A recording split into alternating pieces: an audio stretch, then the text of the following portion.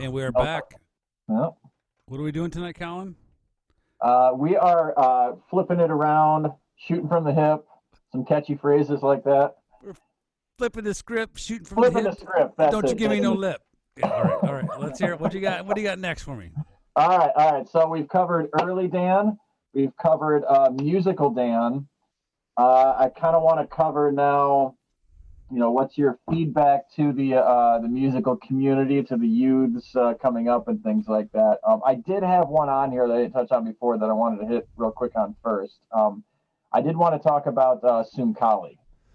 So it's really interesting to me and just totally different. So like, you started off with like the classic rock thing, and then we had bluegrass phase, and then you and I played a bunch of like weird hippie bluegrass funk hippie jam rock stuff, and then after that you joined Sumkali, which is kind of like I guess I'd call it like progressive traditional Indian music, right? And so you guys have you've had all sorts of stuff like a sitar and John Churchville on the tablas. And you also have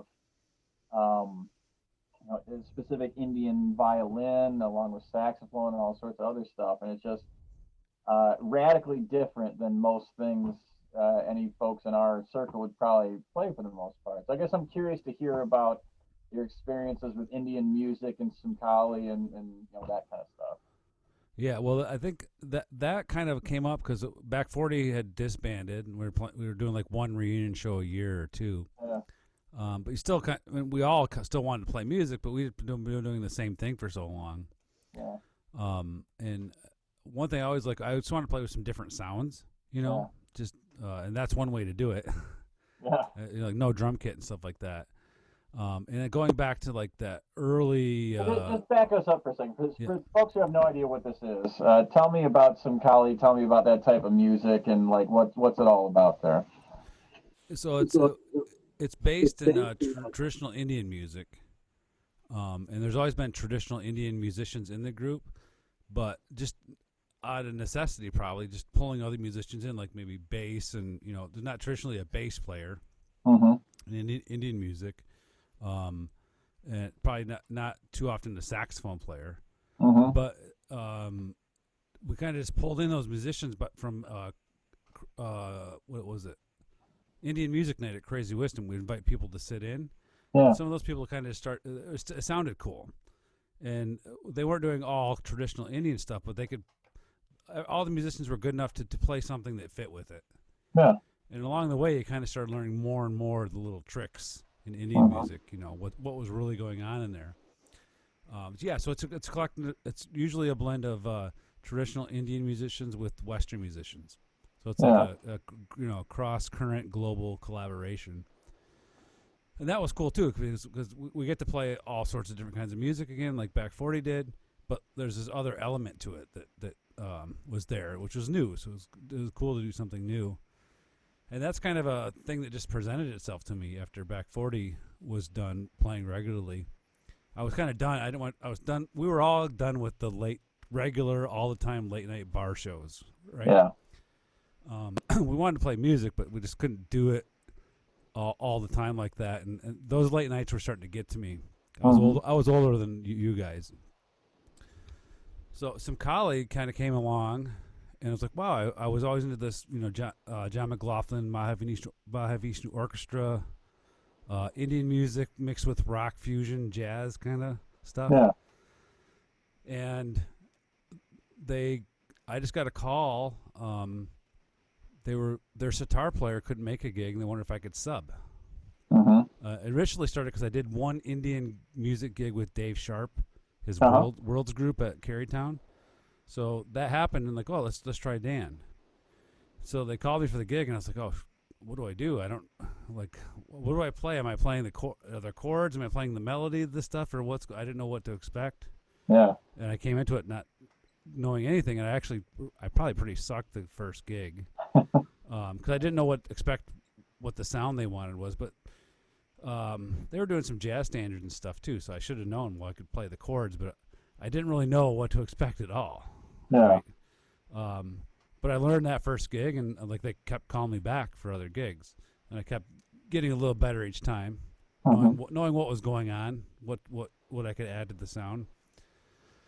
And then the gigs were like, wedding gigs or Crazy Wisdom. We're done by 10 always. Often morning gigs, afternoon gigs, and because it was such a niche, we could do some special gigs where we actually got paid more. Yeah. It was a little different setting, right? It wasn't a late night bar where they're trying to rip you off anyway. Yeah. Some of the good clubs like Founders would never, that we always did well there, but you know how the bar drag can be. Oh yeah. So like, well, I get to play music, I get to try this different sound, and like these gigs are perfect because I was always home way before I would start another gig. Usually start a gig with Back 40 usually. Yeah. You're starting at midnight, Yeah. So it worked pretty good. It was a pretty good scenario for me, and I was really enjoying the challenges of the music and playing the music, like the rhythm and the melody, particularly. Well, so I did like the one gig with you guys there, and I had a ton of fun. And I guess, it seems like it's almost kind of like a jazz format, right? Where there's like a head, and then there's just kind of like a big open section where you kind of pass around and folks step up and do kind of soloish sort of things, and you can do a head again at the backside. And it's usually pretty much all one chord kind of throughout the thing is really what it is, right? And it's just kind of this sort of vibe, trancey sort of thing. Yeah, depending on the tune, it'd be one quarter, like one progression. A short progression. Yeah. One key. But a lot of the scales that are used and a lot of the ideas about what's normal in music is very different to traditional Indian music than what we're used to in Western music. And that's sort of interesting to hear come out with the different performers there. And even the other violin player you had there, I mean, he tunes his violin different than I'd ever heard anyone tune it before. It's an entirely different style of violin playing, which is fascinating to be exposed to there. I just thought that was really cool and unique. Yeah, that would be it's the fifth CG. It's just Route 5. I think that's what it was. Yeah. And that's just like the Carnatic South He grew up in South India, so that's just how they tune it. Yeah, so it's different. It's like an open tuning with no third. Yeah. So no third kind of gives you that. Well, it's not major or minor. It can be like in between, right? Yeah. Yeah. So it's like that. It's basically I would equate it closer to jazz, and just some of the melodies are constructed at different scales. And now, once you get more and more into it, like that improvisation part can take on, like, the detail in there can be, like, for me at first I was just soloing and I'm like, okay, I'm done, like we would do, pass it. Yeah. But there's the detail you can get into in there is you can start doing, there's T-highs you can do, like, which are basically musical cues to the whole band. So I would never catch those at first. Yeah. But it got to the point where I could hear somebody doing something like, okay, they're doing a T-high. And then so without saying anything, we could all go into a really fast melody played 3 times in a row and end perfectly on the downbeat. If you watch a real group of Indian musicians play together, they have all these super cool tricks, rhythm tricks and stuff that I started to get into and still am studying, but that's one. And then the trades that they do, rather than back and like we would do back and forth, right, 4 and 4. Right. They do like these reduced trades where it might be 8 beats, then 4 beats, then 2. This is back and forth, right? So they're trading back and forth. 2, then 1, then a half, then a quarter beat. So they're trading like a quarter of a beat back and forth. Mm-hmm. And that I never got quite fluent at that. I'm still working on it. But if you watch masterful indie musicians, part of the improvisation that's in there, and those are cues to, okay, instead of nodding to the next person, T-high, okay, next person. Yeah. So they're in the music. Cool. That was very cool, and it was very different, yet it still felt comfortable from, like, some of the jam band background that we had and stuff like that. It was kind of interesting in that way. Yeah, it definitely goes along with all the Grateful Dead improvisation kind of stuff. They did some like Blues for Allah. Yeah. They had some scales in there. But that's another cool thing is the different scales. Yeah. Because you know how many times we played the pentatonic, right? So it's kind of cool to go, I'm just going to do this note instead. You know, it just gives a little twist to it. There's still a lot of pentatonic in the Indian music, though. Yeah. Yep.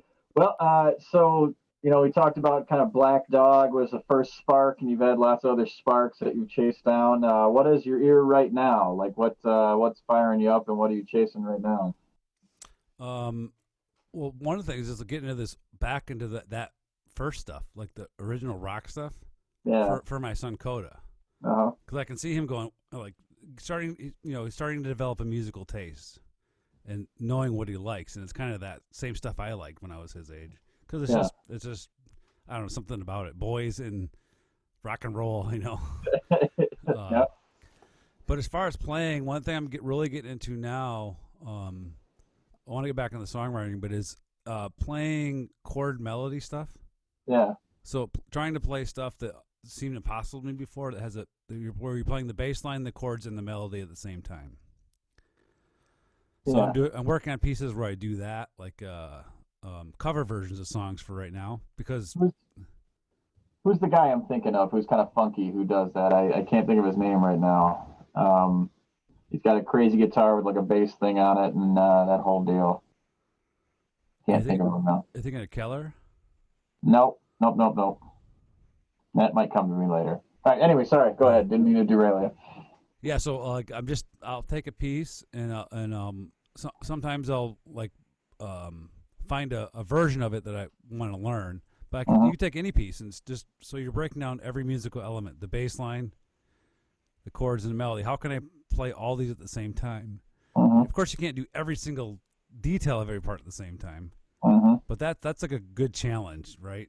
To keep that bass line going and hit the chords and have the melody be discernible. Yeah. So I'm right here, my music stand. A version of Riders on the Storm. Yeah. All right. So it's got, I'm playing the. Oh, hi. Hi there. Hi. Hey.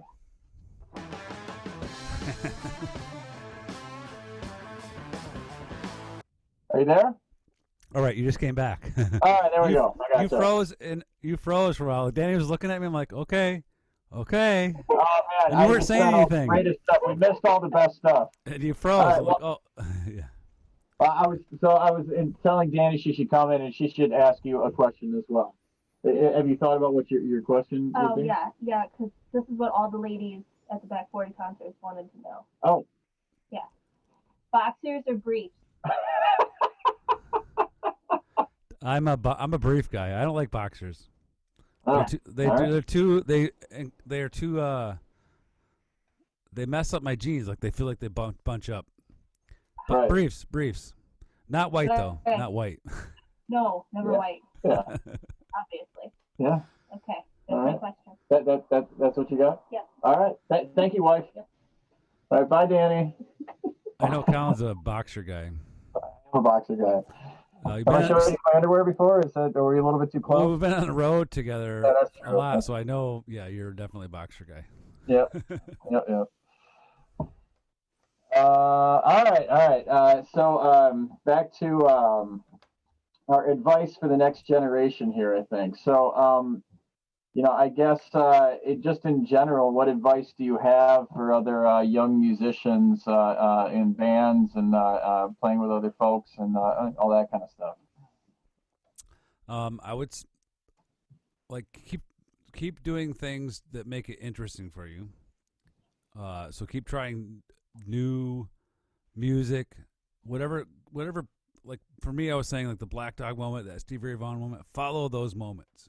Mm-hmm. Those are your inspirations. You might if you're starting to gig, you might have a bad gig, but maybe after that, go check out one of your favorite performances online, and just get that spark back.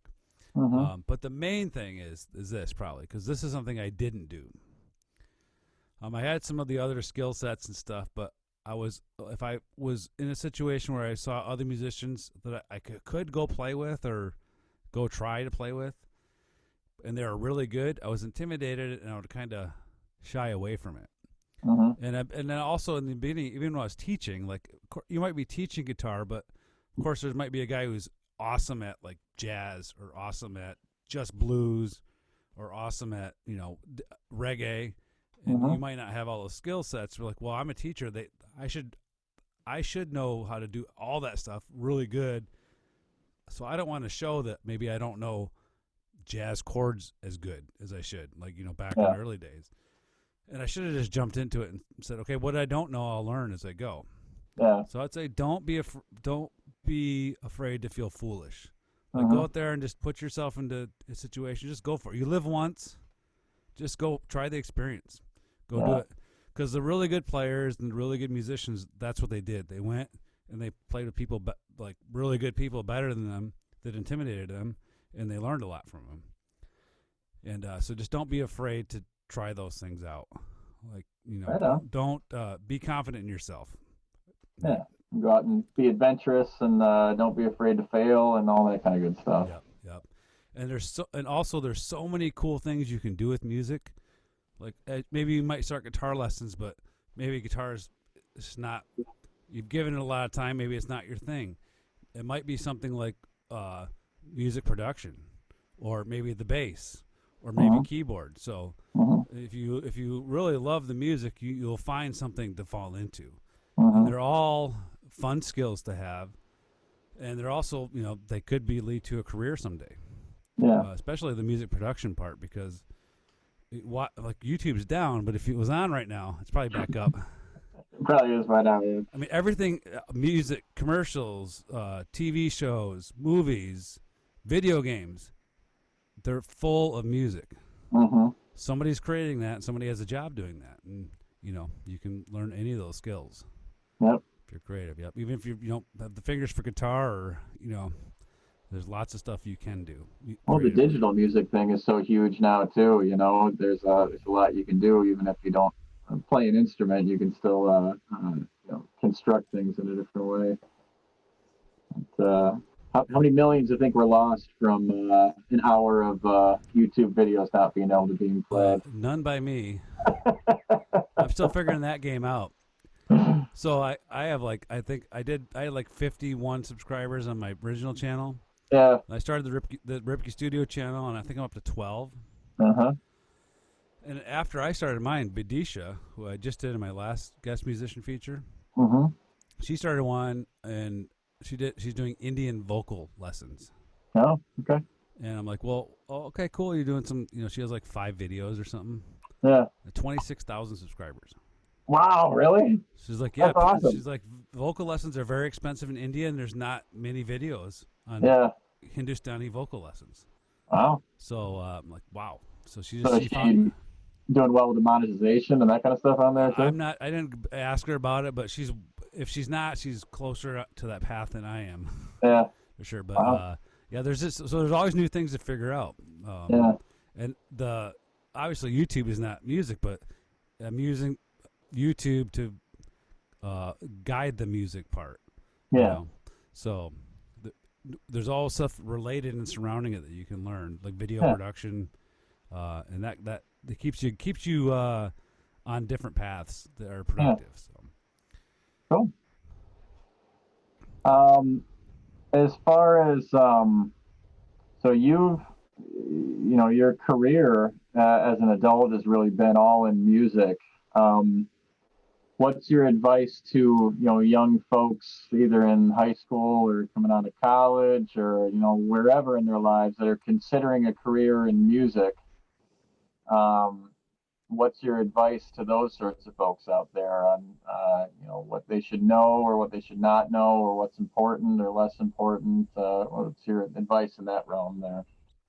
I'd say try, like if you're going to go and study music, some kids might be thinking I'm playing trumpet in band, so I'm going to do trumpet. Yeah. Become a band teacher. Guitar was a little different because there wasn't any guitar in like middle school or high school band scenarios at the time. Now there are, in a lot of places. But, try a few things out maybe at first. Maybe take a music production class or take a music theory class or music history. Just try a few things out, explore different paths.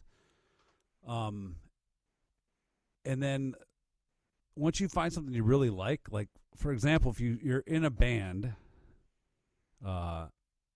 say a school band, and you are really serious about music, you can learn your guitar part that you have to play, but also learn the other guitar part. Like maybe there's another guitarist. Learn the lead. Learn the bass line. Learn what the bass player's doing. Learn what the drummer's doing. Learn what the keyboard player's doing. Learn all that stuff, like for each and every piece. Like it's a lot. Like I tell them, like you learn every single aspect of music, and you're learning the elements of music really good that way. That's for like performance, but that also goes into if you want to compose. If I know what all those instruments are doing, I can put that all together in many different ways. Composing, right? What else? I guess I tend to think one of the things I think about. Just to be perfectly honest, I thought really hard back when I was thinking about going to college, what I wanted to go after, whether I wanted to go after a music career, and ultimately I went a different route. But I feel like most professional musicians I know, they're really kind of like their own small business owners is really what they are. I feel like there's this whole other side. There's the music side, but there's this whole other side that you really need to be prepared for and wrap your head around and think about, how am I going to really make a life out of this here, Yeah, so that kind of like exploring different avenues and always kind of being aware of what things, like if I'm studying music and I'm doing different tasks like music production or music for film, what other areas are surrounding that? Yeah. That you need to know, and you can learn. It's hard to learn all of that. I mean, like you can't be like the CEO of a huge company and still play all the music and do all the booking. Eventually, it's hard to do all that. But as much as you can learn a little about each little task of it, like say we wanted to book a gig. You're a young musician, 14. You got a band. You want to book a gig. What do? Well, you can't just go up to the local whatever we'll call the venue and say, hey, my band plays, we want to book a gig. Back then they would have said, okay, well, bring us a CD. You're like, oh crap, I got to record a CD now. Right, so you got to start to learn that stuff. Now that might say, well, let's see a video of your band playing or something like that. You book that gig and like, I want to play more gigs, this is fun. I got to learn how to book gigs now. Right? Okay, we played a gig, nobody showed up because nobody knew about it. Now we got to learn to promote some gigs. Right. So you just start to learn all those little things, and see that as a challenge. You're making your own destiny. It's a lot of work. Yeah. But say after a while you get tired of the band thing, you've learned a whole bunch of skills that you can apply to anything. Yeah. Like if you want to start a drywall company, well, I know how to market now. I know how to promote. I know how to book. It's just business, right? Yeah. Yep. And it's fun to do it to do it in something that you love to do. Music, and then you can also be creative with it. But the business side is still there. If you want to, make money at it and make it a functioning part of your life, you have to learn those other skills, just like you would at any other job. You step into a situation, I got to learn a whole bunch of new things. I feel it's it's probably easier in a lot of ways for a lot of folks where you go to school, you put a resume out, someone hires you, and then you're just kind of in. You don't have to worry about all that kind of stuff. But I that's a great message, I think, about really just continue to learn new things, and as you face new challenges, figure out new things, and at the end you have this great tool set of skills for you to really do whatever you want with. And going back to like the kids music classes, like we do the singing and the movement, but we start getting into the creative stuff. Like some of the things I might do use the makey, which is actually circuit wiring. So there's all these other things that are related. So a 4-year-old kid, while he's learning, shake your sillies out, he's also learning how to wire a circuit board and ground. And then play an apple drum or something like that. So you're sneaking all these other things in too because they're all tied together. Yeah. Like my friend John Churchville had a guy who learned tabla, and the way you compose with tabla the way he composed, it kind of looked like computer code. Mm-hmm. And so somebody saw him composing one day and said, "You should learn coding." And Uh-huh. he's one of the top guys at Spotify right now. Oh, really? In the coding, yeah, because Yeah. that comes from music. I hear that a lot. Really, the music and sort of the logical side from whether it's programming or whether it's math, science, engineering, that kind of stuff. There's a lot of synergies there between the logical structure of how those things go together and all that kind of stuff. Yeah, the way I see it is like even if you learn the system of music theory as a youngster, like I didn't learn music theory as a youngster, but like a lot of my students know theory really well because we just started talking about it. Yeah. And if you can learn that system, how the elements of it work together and how you combine things and how it's all structured, you could learn chemistry. It's any kind of mathematics, computer coding, engineering. It's all a system of knowledge. Training your brain to learn systems. Yeah. Really. Yeah. Yeah. And they're all very similar, really. Even like music theory is a structure, like a building would be. Mm-hmm. Yep. And you know the engineering, right? Yeah, a couple things. So there's a reason why you have a University of Michigan, which is not a bad school, degree in engineering. I mean, you playing music. I think growing up, your mind was quick to learn those things, yeah, right? Common elements there for sure. Yep, yeah. Yep. You were able to figure out like they're really kind of. If you look at the overall concept of music theory, it's simple. But if you start to get all the terms and everything, it's very complex. Yeah. Like what was the hardest math class you took in college? The Calc 4, I think. Differential equations. That was, and what was the hardest about it, I think it was all theoretical, right? So it's like I couldn't see a point to why we were doing any of it there. It was all just these exercises and for no reason. Which I feel like I've gone some into music theory, and I'm aware of like modes and stuff like that and scales, but I'm not at all fluent on how to use them to my ultimate musical goals and things like that. So I feel like once you bridge that idea between here are the systematic tools to how to do things, and then here's also why you do them. You can marry those together. That's powerful for math, science, music, all sorts of things, right? Yeah. Like the theory part, like a lot of people are. It's hard to do. Like if you have a 13-year-old student, rock and roll guitar player, if you do too much theory, they're gonna not like it. Yeah. So you kind of gotta you just talk about it. Yeah. As you're doing a riff, this is what's happening here. But that if you understand that basic system and structure and how it works and how you can change it in any way you want, because how it's going to still stand. It's going to be. That's what really helps with the different styles of music, because it's kind of comes down to physics, the physics of sound, and so that helps when you're trying whatever style of music you're doing. It's still got the same like physical structure. It's just you're changing the elements like the table of the elements. If you put this one with this one, it makes a different. It makes what's sodium and or hydrogen. I'll do one I know. Hydrogen and oxygen. You do H2O and it's water. Dihydrogen oxide. What was that? Dihydrogen oxide, right? Yeah, you know way more than that before I do. Yeah, but if I take a 2-chord and then a 5-chord, it makes a certain feel. But if I put the 7-chord at the end of that, I know you like the diminished chords. You get a different chemical structure, right? Yeah. So it's very similar. Yeah, you can play around with that, and just different music most music is 1, 4, 5 anyway. Yeah. Anywhere in the world, it kind of comes down to that, and most of it's pentatonic. Yeah.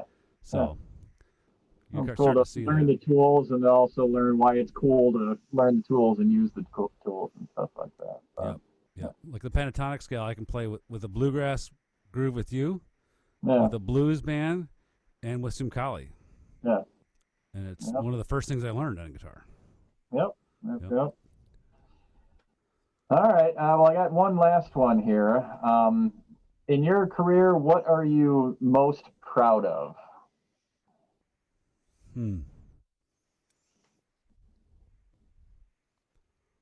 Wow. I guess the fact that regardless of what I've been doing, whether there's a back 40 or some collie, some of these might happen like even now in the same week. Like a pre-K class, private lessons, music for video, some collie concert, back 40 concert, bass lessons, all that stuff is I've all created it like all myself, and I've always done what I wanted to do for as long as I wanted to do it. Like I taught private lessons, 70 students a week until I go like, okay, I don't want to do that. So I adapted. I'm like, okay, well, I'll do more gigs. Okay, I'm tired of doing gigs. I could always follow what I wanted to do and diversify and keep it keep income coming in, right? But also keep things fresh for me. Keep it interesting and not have burnout. So that and also that I can in a day. This is probably the best thing. In a day, I can go share music in the community with maybe 100 3 to 5 year olds. I can teach teenagers at the middle school or elementary school and high school. And then I also have students who are like in their 70s, retired, and I can play music with my friends. And I can do that in a day, and everything is part of my living, right? Yeah. It's all what I want to do. Yeah. If I did like only the kids classes, I would get burned out on that too. Yeah. Look at a kindergarten teacher at the end of the year. Yeah. They're ready to be done, but I'm like every day it's exciting and fresh for me because I'm not doing too much of the same thing. So I guess making my own path is probably what I'm most proud of. And then also I'm not like performing around the world, but just in like my little community, I'm making a difference, and I'm giving kids joy with music. I'm making them laugh and smile and dance every day. And same with in a different way for like a teenage student learning. They don't want to dance and laugh and stuff, but they want to learn some cool rock and roll riffs. So I'm just using that to I think hopefully make people happier. Because music makes you happier. It's or helps you through a hard time sometimes. Yeah, can do lots of things for you.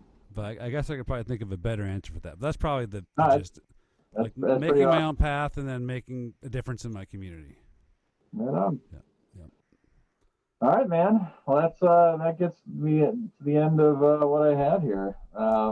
So thank you. You've been an excellent guest on Ripke's guest musician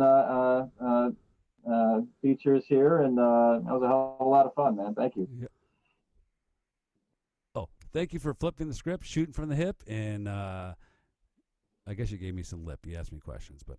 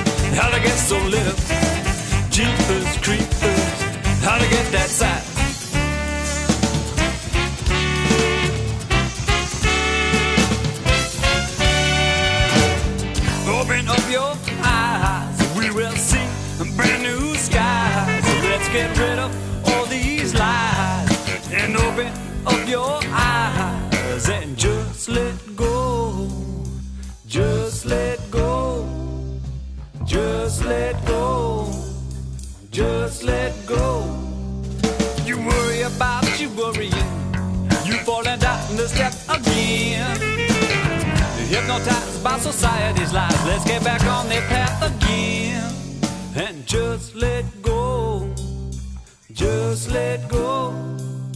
Just let go. Just let go.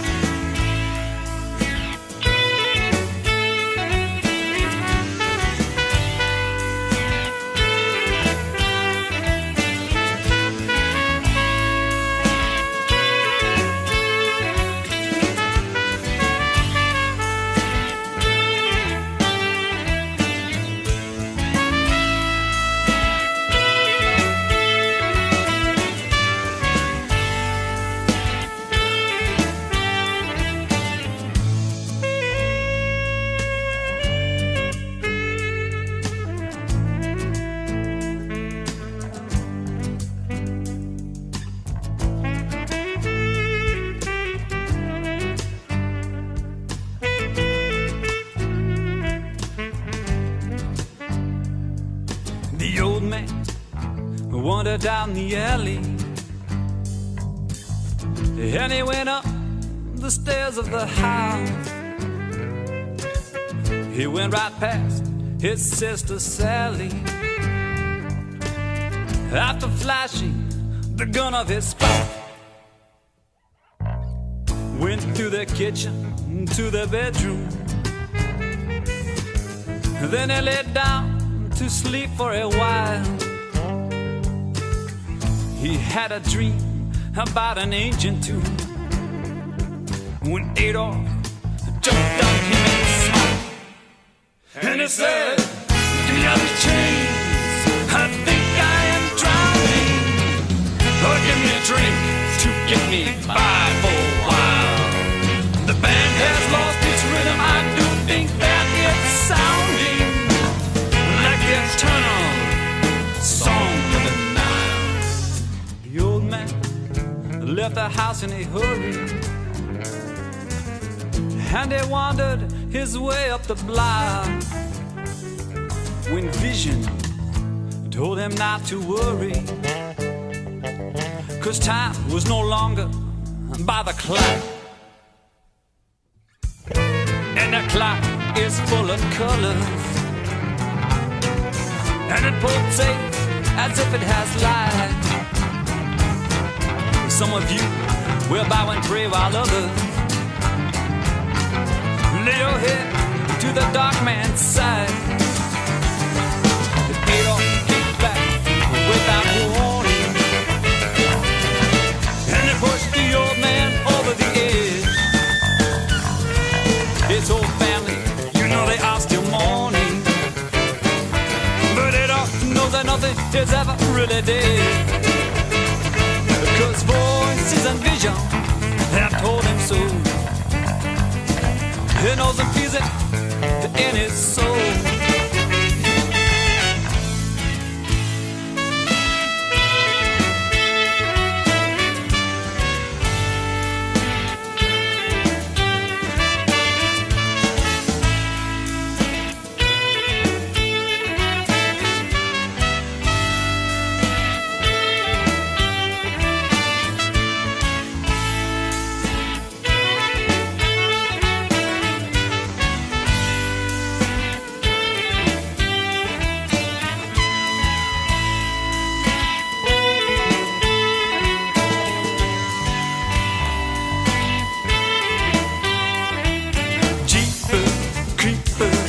Where'd you get those people?